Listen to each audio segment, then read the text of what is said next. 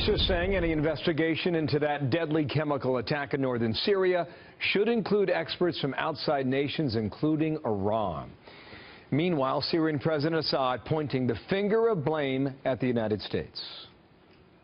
The United States is hand in glove with the terrorists. They fabricated the whole story. We don't know whether those dead children were they killed in Khan Sheikhoun, were they dead at all. Benjamin Hall in London now with the latest on this fallout. Benjamin, good morning there. So at the moment in Moscow, Russian, Syrian and Iranian diplomats are meeting. What is expected from that get-together? Yeah, morning, Bill. This meeting was actually arranged just days before Secretary Tillerson went to Moscow. It was seen even then as a sign that they were not planning on changing their policy towards either Syria or towards the President Bashar al-Assad. The meeting is really seen as a signal to the world that the three countries remain strong allies and that there was no plan for them to change direction. In fact, the Syrians even went as far as to blame the US for the breakdown of any peace process. We have noticed since the beginning of the Trump administration, the role of the United States in the Astana and Geneva processes has been minimized.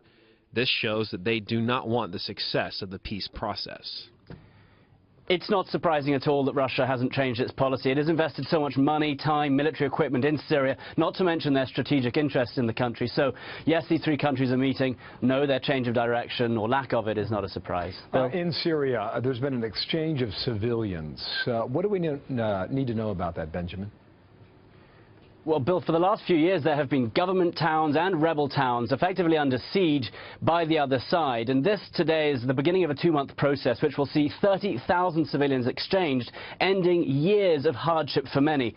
In some of the towns, residents have been forced to eat rodents, even boil grass to survive. But in some government-held towns, residents are being given the choice of reconciling with the government or leaving. They've been asked to swear allegiance to President Assad in exchange for amnesty, and any military defectors among them have been asked to rejoin the army.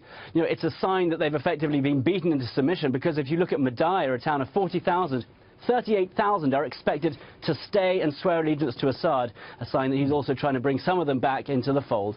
Bill? Benjamin Hall, thank you.